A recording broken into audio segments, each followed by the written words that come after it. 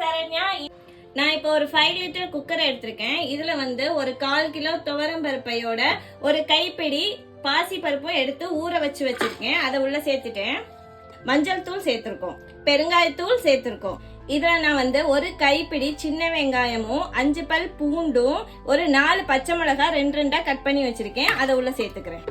4 medium size தக்காளி குட்டி குட்டியா வெட்டி வச்சிருக்கேன். அதை உள்ள சேர்த்துக்குவோம். சாம்பார் தூள் உள்ள சேர்த்துக்கலாம், 1 டேபிள் ஸ்பூன். உப்பு 1 டீஸ்பூன் அளவு எடுத்து வச்சிருக்கேன். அதை உள்ள சேர்த்துக்கிறேன். தண்ணி இப்போ 1/2 லிட்டர் சேர்த்திருக்கேன். இப்ப நம்ம 3 செம்பு தண்ணி இதுல சேர்த்திருக்கோம். இப்ப எல்லாத்தையும் சேர்த்து கலந்து விட்டுக்கலாம். இப்ப நான் குக்கரை வந்து நல்லா க்ளோஸ் பண்ணிட்டேன். அடுப்பை ஆன் பண்ணி அடுப்புல ஏத்திடலாம்.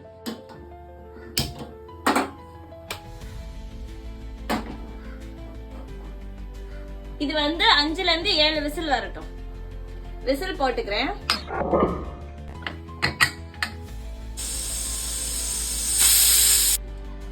ஸ்டீம் எல்லாம் வந்து அடங்கிடுச்சு. குக்கரை ஓபன் பண்ணி பாத்துக்கலாம்.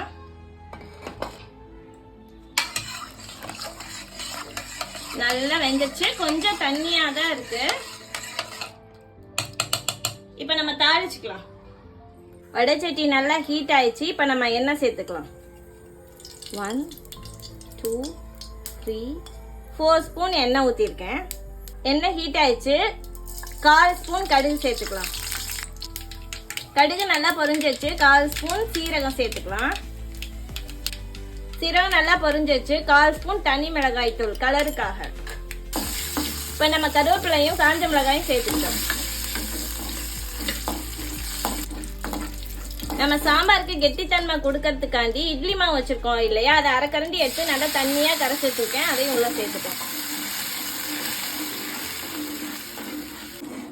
நல்லா கொதி வந்துருச்சு. ஆஃப் பண்ணிடலாம். தாளிச்சதை எடுத்து நம்ம சாம்பார் கூட சேர்த்துக்கலாம்.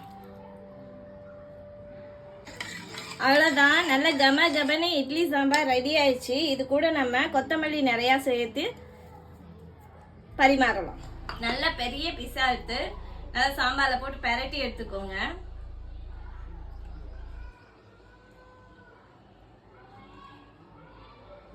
ஹோட்டல்ல கொடுக்குற சாம்பார் டேஸ்ட் அப்படியே இருக்கு.